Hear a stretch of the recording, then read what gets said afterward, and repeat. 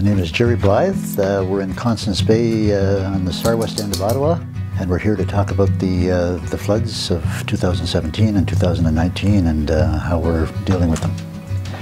Well, in 2017, we were certainly not prepared for a flood, but we always prepare for the spring high water. So we had some very small pumps in the basement in sumps, and frequently they would come on in the spring, but we never had water that would come up as high as the floor. And I guess it was around the middle of April when we typically get the first flood, the minor of the two floods that we get. The water came up and it just kept on coming up. The whole basement was completely furnished, and we had it all done in 2007. And I had my office was here. I had my office desk and all my reference books and my computer. And after the flood of 2017, we had to replace the furnace. Right.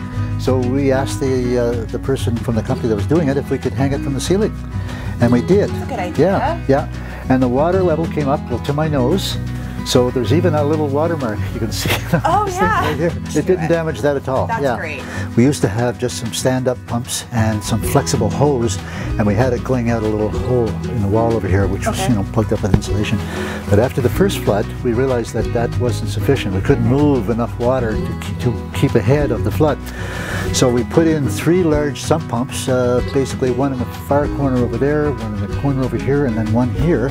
So these bins over here are the ones you keep your labels in, and then you bring them upstairs every year. Yeah. These are all my reference books.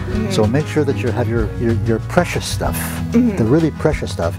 Make sure you know where all that is, and because they're meaningful stuff, old scrapbooks and stuff like that. Well, what we're going to do in the springtime is we're going to take everything that can possibly get wet down here, with the exception of the wall studs, the wooden studs. We're going to take all the insulation out.